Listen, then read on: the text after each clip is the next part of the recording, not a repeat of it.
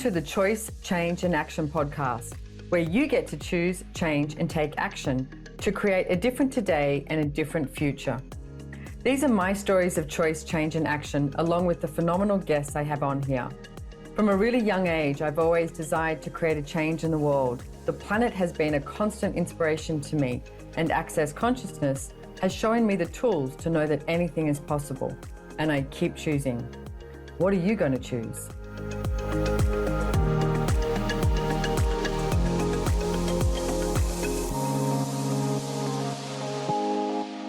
Hello, everybody, and welcome to the Choice, Change and Action podcast. So you are with me, your host, Simone Milasas, and at the moment, for a very short period of time, I am at home in Peregian Beach. So I am recording this podcast from my office, and I have the wonderful, amazing, phenomenal, very creative and informative is how I'd like to describe you, Megan. Miss Megan Hill, which I think you're at your home now too, right, in Colorado? I am. It's very nice to be here.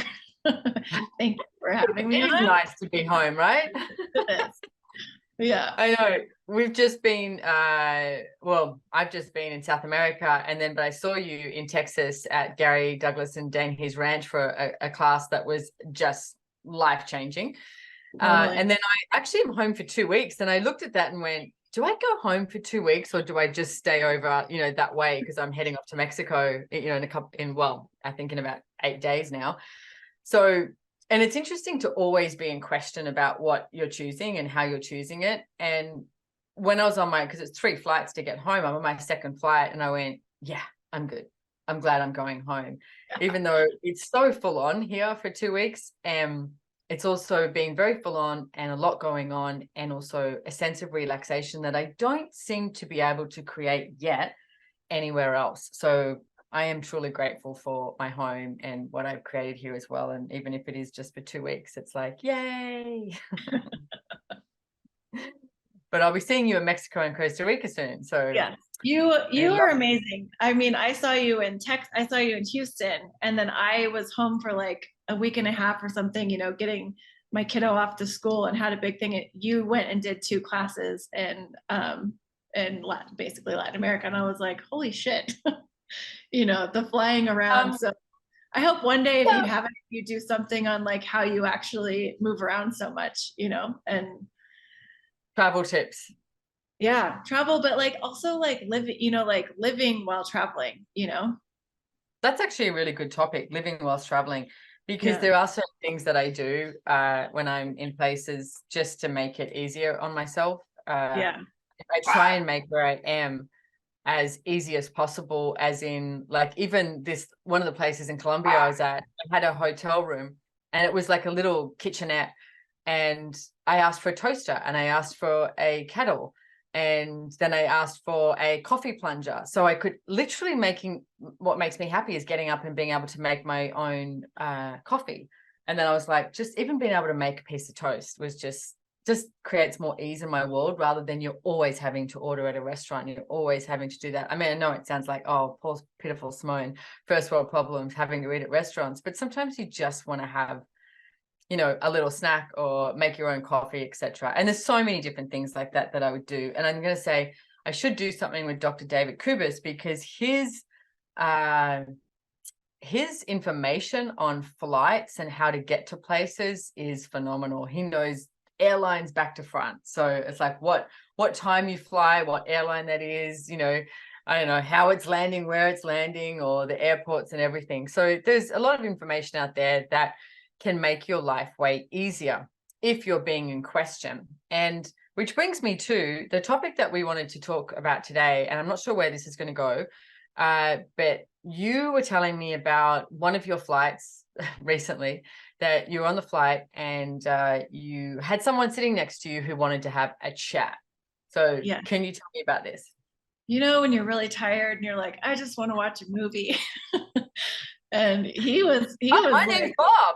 Yeah, he really wanted to talk. And I was like, okay, I guess we're talking. So I'm going to make the most of this conversation, which, I always, just start asking people questions, to see where, obviously I knew he wanted to talk. So he started by asking me a question, but I just flipped the script and asked him back. And he was a very interesting story. He was in real estate, and he and his wife had started this whole company, and they have this huge real estate brokerage firm now, but then they have the real estate, then they have an insurance company for the real estate, because people who buy homes need home insurance. He has he has a wine business. So he's definitely like this entrepreneur, and he was very, interesting to talk with about that. And then he started getting to, he's like, "Ooh, are you guys into AI stuff?" And I was like, I'm not really sure where that's going to go. And he just went on this really interesting deep dive about how his company is using AI to automate everything, even from like the people that they have, following up. So they're in the real estate. Somebody, makes an inquiry on a website about a home visit or whatever. They have it dialed down to the people responding. Even that text that they respond with is becoming AI generated. So that in his world, he's like, that's so amazing. Like it's better copy than even they would have written, what the ChatGPT or whatever it is that they're using as the AI, like it's even better. And I was just like, wow, because I had sort of dismissed the AI thing, like, I'm not going to use it, so whatever. But I took a course on it, and it was super interesting and slightly creepy and scary all at the same time. But the thing that like it showed me, which is really what I would love to talk with you about, is that in this, like, it seems like everyone out there is looking for like the automated system, the quick fix, the thing that's going to like get you to not have to do very much and to automate everything. And the creativity is starting to be something that's missing. And definitely in the next, 10, 15 years, if you don't have people having their own voice and creating that unique connection, then I already start seeing it now. Every email I get or message, I'm starting to be like, oh, that's actually AI generated. It's not even the person, even though it appears to be. So I just wanted to see like where we could go with what you're aware of too with business. And well, yeah, it's funny that you say that, because there's a few things that we've received recently, and my immediate head, I go, is that spam? And I either send it to our IT guy or my assistant and go, is this spam? And there was even one from Access Consciousness, and I went, is this spam? And they went, yeah, it is. And because there's an energy about it that's not, like you used the word engaging. It's not engaging. And, recently I was talking to one of the gentlemen I work with, Wes, and he's building this landing page for up and coming. I have Getting Out of Debt Joyfully, Taking Action, this online course that you can do that is friggin' brilliant.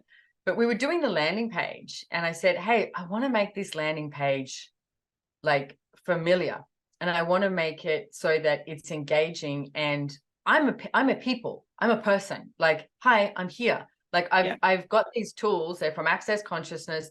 We've made these videos. We've done all of this. I've got your back. Like, if you want to take action and choose these, then let's go and have that energy of that. But I said, have some humor. Like, we're not boring. And it's like, so let's have some humor in there. Just even like the slightest of things. Like, there was a company, I think it's called I'm gonna screw this up, like Vinomofo or something like that, Vinomofo, and it's an Australian wine company that you can order wines online. And I'll never forget seeing their website when they originally came out, and it was, as you scroll down this website, and they've got this thing going, still scrolling, and it's like, but so if you haven't purchased yet, energy, oh, what do you want to see? Do you want to see a photo of a cute puppy? And then they've got this photo of this cute puppy, and they're like, not enough, want to see a beautiful ocean, and they have all this stuff, and it's like, you're still scrolling. But it made me want to scroll further. It made me want to look at them further, interact with them further, because the way they're engaging was like you had two people having a coffee together or having a glass of wine together and just being like, hi, what have you got? Am I interested in what you've got? And I personally think that that's what AI is taking away from all of us.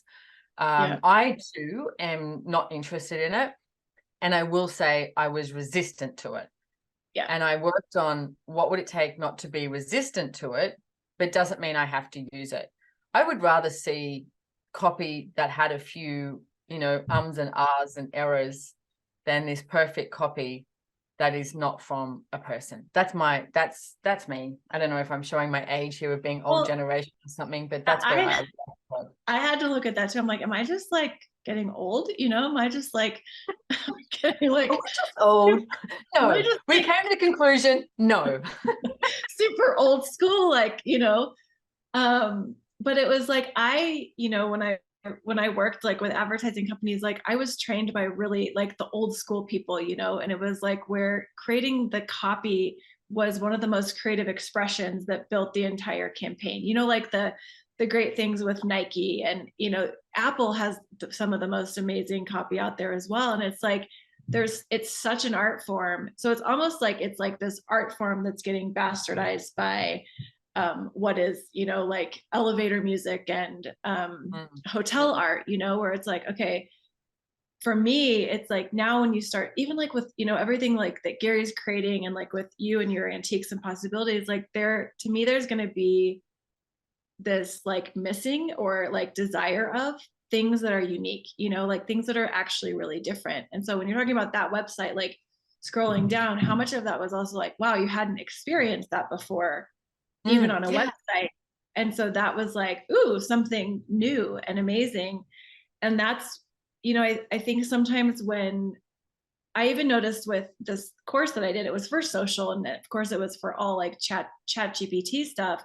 But even the way that the thing would write something out, I realized that I had been trained to even write a certain way. Like there's a formula that you write this text, and it's like, it has a rhythm, and it's kind of like, it's the same, rather than like, one of the beautiful things, Gary Douglas always does is like one word or, one sentence that completely goes against the grain of what it's supposed to be, which actually grabs you, and creates something different. Which is about, I'm going to say, nailing the energy. Absolutely. Because you look, I mean, for us, okay, so we work with Access Consciousness as one of the businesses that we're involved in, the main business we're involved in. There's many different things, that we look at. But if you, like, I look at every class, has a heartbeat. And every class has this heartbeat, and it's different. So you can't just go, this is the way we get a class out there. This is the way we do this. And I haven't looked that much at AI. So my question to you is, am I assuming something that I would say that AI would go, this is the way you get it out, and that it has a formula, like an algorithm, rather than, for me, I go, okay, I've got a business done different class. I've got a choice for possibilities. I've got a body class, Dane's got something going on. It's like there's a bars, global bars day. There's all this, and they've all got this different rhythm and a different heartbeat, which requires a different ability, creative ability, as you mentioned, to go, what's this? Boom. And have that word, that sentence, or even just that energy that you be that goes, hey, come find us. Yeah. Come find us. It's probably too much to go into right now, because we can talk later maybe or so. But it's interesting, like it's able to switch copy based, like text and advertise, like all the stuff based on the audience type. But again, that's where it's still like this programmed, projected ideal person. It's not a real person, but they're like, okay, tell me about like, if somebody was like, okay, you have a body class coming up in Brazil. So we're going to say that in Brazil, this is how they are with their bodies. This is what they think about bodies. This is what their money situation. So, and we're just going to spit this out. And we've, come up with the perfect program of what they need to hear. And it's like, none of that is, like you said, tapping into the energy of what somebody is actually asking for, because AI wouldn't really know that. So it's pretty intense. Like, it's pretty interesting. But there's something like, how you were saying, like with your website, you have a humor, you have, just take humor. This doesn't have humor, it's like, I don't even think it knows what humor is. And so it definitely isn't asking questions. It's giving all of the answers. And so your humor will come across so different than whatever this is.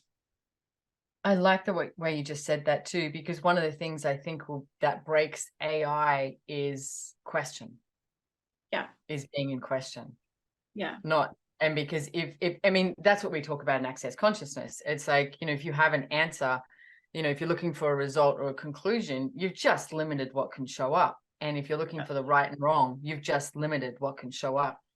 But when you're being in question and truly being in question, of what is required with this class, what is required with this business, what is required, you know, for the future here, then you allow different possibilities to show up, which you can choose from something that has never existed before.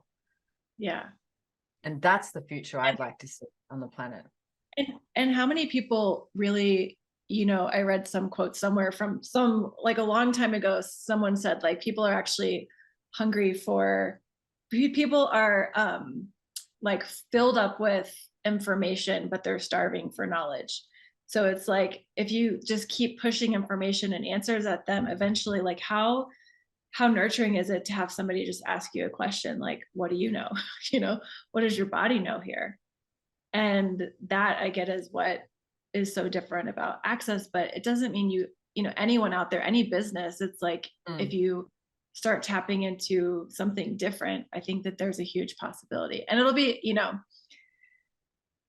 everyone right now thinks AI is the greatest thing ever. So we'll see where it goes. Not everyone, but I was going to say, I don't know anyone who, I personally don't know anyone. In America, I don't know. I feel like it's like all over right now. So, but is there people you personally know that are excited about AI? Yeah. Yeah. Oh. People that like, that they, you know, maybe they don't have, maybe they're not confident in their own creativity. Maybe they're not confident in their ability to write. Maybe they're not confident in their own voice. So this is like an easy fix to handle some of that stuff. Whereas for me, it's like your imperfection is such a gift. You know what I mean? Like some of the greatest salespeople out there, it's because they pick up and call you on the phone. It's not because they sent you the most perfect email response to your, you know, whatever. So, yeah. Interesting. I just thought of something then because the way you keep referring to it is all of the written stuff, right? And so I'm wondering, because I honestly, I haven't looked that much into it, but I only paid attention for about 30 minutes and I was like, this is too much. I'm done. They did have some even things that I was like kind of listening while doing other stuff. And it was like ideas for, you know, how your photo is even on social media. Like it should be, if you have a family, it should be the family is in a V format instead of, you know, scattered. So I think it goes even deeper. I'm not sure I want to dive deeper into it, but it was just so interesting to see where, like you said about being in question, you know, Gary with Access recently chose to stop sending emails, which was such a big choice. And I'm just like, I remember the day that he chose it, and I was literally like, I had this entire list of emails that was on my like to-do list, and I was just like so unmotivated, just like, oh, here we go, another promo email going out to the data, you know, like, and I was just and judging myself for not really getting that excited about it. And then when he chose that, it shifted everything, like everything. And everything is so different now. And it's not that emails are bad and we don't do them. It was just like, hey, like look into what else is possible. And it's well, like, what I noticed is we were looking at emails as an answer. We were looking at emails as let's get a result. And there was so many times, say if a class was coming up, it was like, oh, why don't we send another email out? You know, 48 hours to go, thinking, there we go, done. Get that email sent out and then we've done everything, rather than, well, what can we energetically be for this class? Who could we reach out to? You know, who could we call or anything? And then when that also showed up, I noticed that everyone that we work with, I think 95% of people got their creative juices flowing. Like they were like, oh fuck yeah, this is changing, let's go. And they were like, oh, where else can I go, like in these, you know, nooks and crannies, and what else can we come up with? And I'm going to say 5% of the people freaked out and went, oh my god, this is not going to work, you know. And now, like you said, it's like now we are sending emails, but really rare. And I even took with my database at one point, and then I sent out, because I used to send out every week, I would send out with my podcast, like here's the podcast, here's this. But now it was like, hey guys, if you want, subscribe to it, and then you'll get it. And now I send something out twice a month. But I did send something out saying, hey, did you miss me? What do you want? And asking people, what is it you'd like? And It was really beautiful, the feedback that we got, because people were like, oh my God, I so missed getting your email, or I so missed this.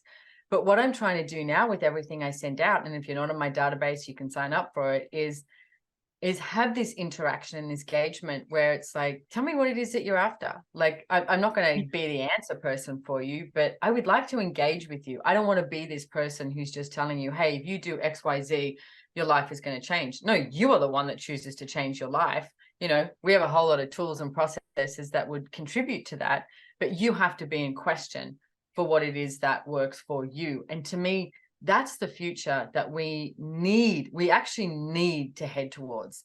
We need to be in question of what actually works for us and what doesn't work for us, and be able to say yes and no, etc. And I'm just going to give a really, I think this is an interesting example, but with algorithms, like the other day I had Netflix on, and then I like it when Netflix says, hey, because you watch this, you might like this, this, and this. Because I watch some really, like, I like assassin shows. I like, If you see my algorithm, I'm like a killer, basically. yeah. And yeah, exactly. It's like, I love it. And so, but then there's so many different things, but I like it because it will pull something from somewhere I haven't looked, but I still have the choice to go, yeah, I'll check it out, or no, I won't check it out. Like, algorithm, sorry, you got this totally wrong. That's actually not me. Or yeah, that actually is me, because I love watching documentaries about the planet as well, and different cultures and all of that too. So it'll pull something, or that real life story that I get so inspired by. So it pulls that. So I noticed the other day, I went, oh, I'm grateful for this algorithm. I'm grateful for the algorithm on Spotify, when the other day I decided to create this my 80s favorite songs, because man, 80s had some good songs. Yeah, they did. Showing my age again, but they did. And I created this Spotify real list. Music, not fake made music on the computer.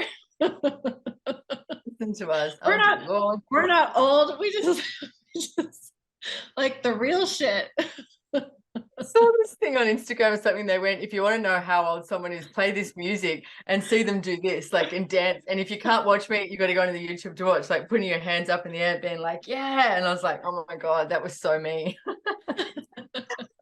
But then Spotify pulls these other songs, and I go, totally forgot about that song. Yeah, let's add that one. And I was grateful, but I still had choice. And that's what I think, what if we didn't lose choice in all of this? Like, and also not going to, like I said, I went into resistance with all the AI stuff. And then I had to have a look around my life, my home, what I work with. And I mean, I was talking to a friend the other day about, remember the phones you used to have, the Nokias, and you just made a phone call and you just text. That was it. That's all you did, And somewhere I went, some days I think I'd like to have that back, because the amount of times I pick up my phone to do something, and then I go, oh, and then I just get lost in all the WhatsApps and all that and answer that, rather than just go, I just wanted to look at the weather, and look at that. So what if we could have this strength and this courage in ourselves to truly always be choosing what works for us, even though we have all of this available? Don't make that run your fucking life. It's like, you be the source of creation for your life. This is your life. How are you going to live it? Use this reality to your advantage, but don't make this reality run you and lead you, is how I would like to look at all of this. I love that. Because if you live in question, it's like, your phone is a great example. I noticed that if I click on a few things, I can start having like a really bad day because of what it's, like, oh, the stock market crash. Like, I'm like, why am I even letting this drive where I'm going? Rather than, okay, what can I create today? And just seeing everything that's getting, like, I don't even know what it is, pass through your world as just, okay, this is all just noise, and what else is possible. And you're already aware of that too. Like, I noticed just being in America's, when I wake up in the morning, when I first get there, I'm always like, what's different? But when you wake up in Australia, Europe and America is awake. So everyone's like, there's a billion WhatsApp threads, and everyone's sort of like has this energy. Are you awake? Are you awake? And you wake up in America and you're like, oh, half the world's asleep. And there's just this like sense of peace, but it's really cool to notice, because then I go, oh, how many times do I buy into that energy of, I have to do X, Y, Z? I mean, luckily enough, I'm really creative in the morning and I'm crap at night. So it's good for me in the morning because I make a coffee and I'm excited to see what projects everyone's working on and how that's all moving forward. So it works for me. But what if we could always choose what works for us? You're so aware of the energy and aware of the demand and aware of all of that, but always choosing what works for you. So for me, this comes down to the choice that you have and how are you going to live your life with all of it. And my dog's chiming in because she totally agrees with you. Good. So there you go. Yeah. So Megan, is there anything else that you want to add here? I agree. And I just think that if you're looking for something different, like with your business done different classes, I mean, I know you have them a lot and there's business done different facilitators all over, but it's like in business, there's a lot out there right now telling you, here's how to do it. And here are all the answers. And there isn't that much out there that's actually empowering you to go to question and to trust that you know, and to have you be the leader of whether it is a business you're leading or people, you know what I mean? Like to be really different with business, because it may not seem like it right now, but I get that truly is the way that people will, like, that our future will get greater is if we're different, you know, and then inspired to be different. I love that, being different in business. And I just so happen, because I'm at my desk here, I have a copy of the book that I originally wrote, Joy Business, here, which is I think in 17 languages now. We're just releasing it in, well, it's been released, soft launch, but releasing it in Finnish, which I think is so cool. That is so cool. I know, it's awesome. So I'd love to go to Finland. If you haven't read the book, get the book, read it, and read it again if you haven't read it in a while, or give it to people. You know, it's like, it's such valuable information. Yeah, it is. And it all access consciousness tools and some hilarious stories of my stupidity throughout my life and my brilliance throughout my life, all of it and more, because you choose stupid, you choose brilliant, but all of it is just an interesting point of view. It gets you to where you are today. And also please check out accessjoybusiness.com, because there are, as Megan mentioned, a lot of Joy Business facilitators around the world, and they are so brilliant at what they do and be with these access consciousness tools. And for me, it's like, if every single business in the world was in question, then we could receive things like the AI stuff, but still be in question. Like, you can receive what Netflix is offering, but I'm still in question, Netflix. You don't get to tell me. You don't get to be my boss, bitch. Yes. So Megan, I want to thank you so much for being here. And if you want to find out more about Megan too, we will Thank you for having me on. You're so welcome. We'll have all of her details in the show notes. Don't forget to subscribe, and also follow Choice Change Action on Instagram, because it has its own Instagram account now. It's an adult. It's grew up and has its own one. But you can also follow me on Instagram, etc. All in the show notes. So if you subscribe, it's all there. And again, thank you so much. And see you in Mexico, Megan. Yeah. I'll see you there. And Lady will not. I will not see the puppy dog there. She's not coming to Mexico. Thank goodness. It's only very exciting people that I'm working with that she just wants to have a voice. So well, I'm honored then. Okay, good. All right. Thank you so much, everybody. Okay, bye-bye.